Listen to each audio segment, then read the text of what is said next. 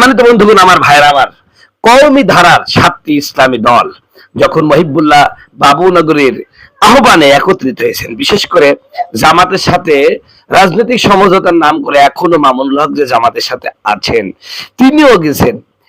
এই যে কওমি ধারার 7টি ইসলামী দল এক হলো, এটা জামাত কোন দৃষ্টিতে দেখছে? এই এই বক্তব্য এবং কি কি দৃষ্টিতে দেখছেন? জামাতের দৃষ্টিভঙ্গিটা যদি আপনি দেখেন তা আপনি চমকে উঠবেন যে আমাদের ব্যাপারে তাদের ধারণা থাকে। সেটা জানার আগে আমি আপনাদের কাছে অনুরোধ করব, আপনারা যদি আমার এই চ্যানেলে নতুন হয়ে থাকেন তাহলে অবশ্যই চ্যানেলটা সাবস্ক্রাইব করুন। প্রিয় ভাইরা আমার, আমি জামাতের একজন উল্লেখযোগ্য নেতা তার টাইমলাইন থেকে এটা সংগ্রহ করেছি যে এই যে হলো কওমি ঘরানার বা কওমি ধারার 7টি ইসলামী দল একসাথে ঐক্য হয়ে একটি মানে ইসলামিক রাজনীতির উপরে বিশাল একটা প্রভাব বিস্তার করতে যাচ্ছে। এটা জামাত কোন দৃষ্টিতে দেখতেছেন, জামাতের দৃষ্টিভঙ্গিটা কি, এটাই ওই জামাতের ভাই তার ফেসবুক টাইমলাইনে উল্লেখ করেছেন। আমি সরাসরি রিলে করে আপনাদেরকে শুনিয়ে দিচ্ছি। সম্মানিত বন্ধুগণ, আমার ভাইয়ের আমার, তিনি যেই কথাটা বলতেছেন সেটা শুনলে তো অবাক হয়ে যাবেন ভাই। তারপরেও বলছি, ভয় করেন না কিন্তু, যে আমরা তো মনে করছি যে জামাত ইসলামের অন্তরে সামান্যতম হিংসা বিদ্বেষ নেই।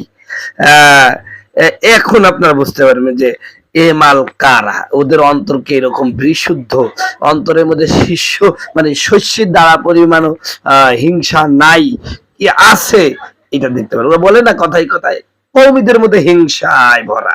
এবার দেখেন তো জামাতের বক্তব্য কি, কওমি 7, ওরা তাই না যে কওমিরা এক হোক, ওরা চায় যে কওমিদের মধ্যে আরো 50টা দল হোক।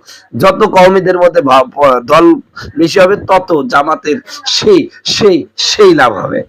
দেখেন প্রিয় ভাইরা আমার, এই যে জামাতি ঘরানার একজন উল্লেখযোগ্য নেতা, জামাত নেতা, তিনি তার টাইমলাইন লিখছে, আল্লামা মামুনুল হক সাহেব সহ যারা জামাতে জোটে আছেন তাদেরকে জামাত জোট থেকে বের করার সর্বোচ্চ চাপ দেওয়ার জন্য আজকে মহিবুল্লাহ বাবুনগরী সাহেব হেফাজতের ব্যানারে বাবুনগর মাদ্রাসায় সকলকে ডেকেছেন।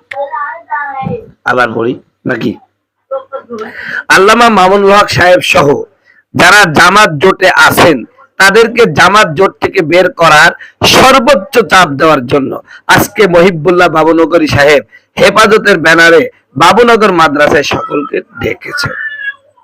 আর কত জুলুম করবেন মহিবুল্লাহ সাহেবরা? এতদিন এবং এখনো জামাত ইসলামের উপর জুলুম করছেন, এখন জামাতের সাথে জোট করার কারণে অন্যদের উপরও জুলুম করছেন। মরা লাগবে না? আল্লাহর কাছে জবাব দিতে হবে না? প্রতিটা জুলুমের সঠিক বিচার করবেন মহান রব। ওরা প্রচার করুক হিংসা বিদ্বেষ জিন্দাবাদ, আমরা বলিব সাম্য শক্তি এক আল্লাহর জিন্দাবাদ। আমরা বলিব সাম্য শক্তি এক আল্লাহ জিন্দাবাদ। বাংলাদেশ জামাত ইসলামী ছাত্র শিবির জিন্দাবাদ। বন্ধুগণ, আমার ভাইরা আমার, এইটা ছিল জামাতের একজন নেতার টাইমলাইনের বক্তব্য। আচ্ছা বলেন তো, উনি শেষ পর্যন্ত কি বললেন? যে মহিবুল্লাহ বাবুনগরী কওমি ঘরানা আলেমদের মধ্যে হিংসা, আর উনাদের মধ্যে কোনো হিংসা টিসা নাই। ওরা প্রচার করুক হিংসা বিদ্বেষ নিন্দাবাদ, আমরা বলিব সাম্য শক্তি এক আল্লাহ জিন্দাবাদ। আর মহিবুল্লাহ বাবুনগরী মানে নাকি জামাত ইসলামের উপর জুলুম করছে। ভাই, আপনাদের উপর জুলুম করবে কেন? আপনারা তো তথাকথিত ইসলামী নামধারী সেকুলারিজম একটি দল, আপনারা তো ইসলামী দলই না। কারণ আপনারা ঘোষণা দিয়ে দিয়েছেন যে আমরা শরিয়া কায়েম করব না, আমরা ইনসাফ কায়েম করব। তা আপনি যখন শরিয়া কায়েম করবেন না, তাহলে আমাদেরকে যারা শরিয়া কায়েম করবেন তাদের কাছেই তো যাওয়া উচিত। যাদের মতাদর্শ এক, তারা তো এক হওয়ার দরকার। আপনার সাথে তো অন্যান্য বাংলাদেশ ইসলামী অন্য যে দলগুলো আছে তারা তো এক হচ্ছে না। তো আপনি হঠাৎ করে মানে যাইছি কেন ঝগড়া বাঁধাতে যাচ্ছেন মহিবুল্লাহ বাবুনগরীর সাথে, কওমি আলেমদের সাথে? সম্মানিত বন্ধুগণ, আমার ভাইরা আমার, বলতেছিলাম একটা মেয়ে যদি বেপরদা চলে চারজন পুরুষকে জাহান্নামে নিয়ে যাবে। 1 নাম্বার তার বাবা, 2 নাম্বার তার স্বামী, 3 নাম্বার স্বামীও নাই, স্বামীও নাই, বাবা নাই। এই মেয়েটাকে পর্দা পুশিদে রাখা হলো তার ভাইয়ের দায়িত্ব। ভাই যদি পালন না করে কিয়ামতের ময়দানে ধরা খাবে। এবার ভাই নাই, সন্তান আছে, সন্তান তার মাকে পর্দায় রাখবে। কোনো সন্তান যদি তার মাকে পর্দায় না রাখে কিয়ামতের ময়দানে জাহান্নামে যাওয়া লাগবে। কথা বলুন ঠিক কিনা?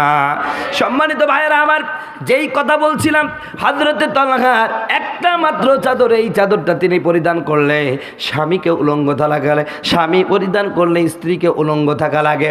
একদিনের ঘটনা আমি আপনাদেরকে বলি শোনেন। একদিন হযরতে তলা তার স্ত্রীকে নিয়ে ঘুমানো আছে। এমত অবস্থায় হযরতে বিলাল ফজরের আজান দিলেন। আসসালাতু খায়রুম মিনান নাওম। আজানের ধ্বনি হযরতে তলহার কর্ণকহরে পৌঁছায় গেল। তলার ঘুম ভেঙে গেল। তিনি চোখটা মিলিয়ে দেখতে পেলেন যে চাদরটা তার আছে, সেই চাদরটা তার স্ত্রী পরে ঘুমায় আছে। স্ত্রীকে ডাক দেয়া বলেন, ও প্রাণের স্ত্রী, ওই যে বিলাল আজান দেয়, তুমি একটু ঘুম থেকে ওঠো, তোমার পরনের চাদরটা খুলে দাও, আমি নবীজির পিছনে গিয়া ফজরের নামাজটা আদায় করে আসি। জোরে বলেন সুবহানাল্লাহ। সম্মান চলে এসেছে, তাহলে শেষ করে দিই। লিল্লাহে তাকবীর। প্রধান বক্তার আগমন। রাজবাড়ির পক্ষ থেকে, কালু কালীর পক্ষ থেকে আসবো ভাই, তাহলে চালাবো নাকি? সম্মানিত ভাইরা আমার, এবার হযরতে তলহা, আমার পর্দার মা বোনেরা, স্ত্রী কেমন দেখেন, এমন পরিস্থিতিও স্বামীর প্রতি কেমন শ্রদ্ধাশীল দেখেন।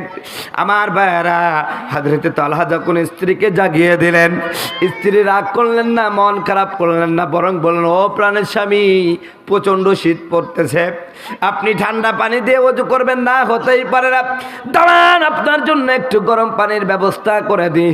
আমার ভাইয়েরা দূর থেকে একটু গরম পানি এনে তিনি পানি ঢেলে দিলেন। হযরতে তলহা ওযু করলেন।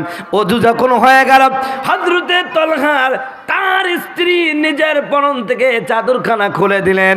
এবার ওই চাদরখানা পরতে পরতে তিনি নামাজের দিকে রওনা হয়ে গেলেন। কিছু দূর যখন গেলেন, পিছন দিক দিয়ে হযরতে তলহার স্ত্রী ডাক দেয়া বলেন, প্রাণের স্বামী, প্রাণের স্বামী, খবরদার আপনি নামাজের পরে নবীর দরবারে বেশিক্ষণ বসে থাকবেন না। আপনি নামাজ পড়ে যখন ব্যাক আসবেন, ওই কাপড়টা পরিধান করে আমি নামাজ পড়ব। জোরে বলেন সুবহানাল্লাহ।